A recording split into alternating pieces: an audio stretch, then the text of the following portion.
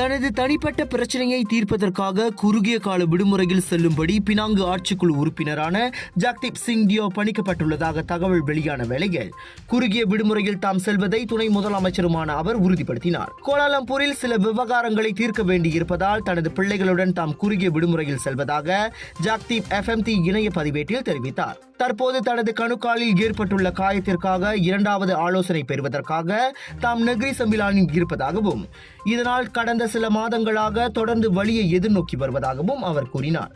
அதோடு அண்மையில் தனக்கு ஏற்பட்டுள்ள சிரோசிஸ் எனப்படும் தோல் அழற்சி உடல் முழுவதும் தோலில் மெல்லிய திட்டுக்களை ஏற்படுத்தியுள்ளதால் இதற்காக சிகிச்சை மேற்கொள்ள வேண்டியிருப்பதாகவும் டத்தோக் ராமாட் சட்டமன்ற உறுப்பினரான ஜக்தீப் தெரிவித்தார். கடந்த 2023 ஆண்டு பினாங்கு சட்டமன்ற தேர்தலுக்கு பின் பினாங்கு துணை முதலமைச்சராக ஜக்தீப் மற்றும் PKR பத்து மாவுங் சட்டமன்ற உறுப்பினர் முகமது அப்துல் ஹமீத் நியமிக்கப்பட்டனர்.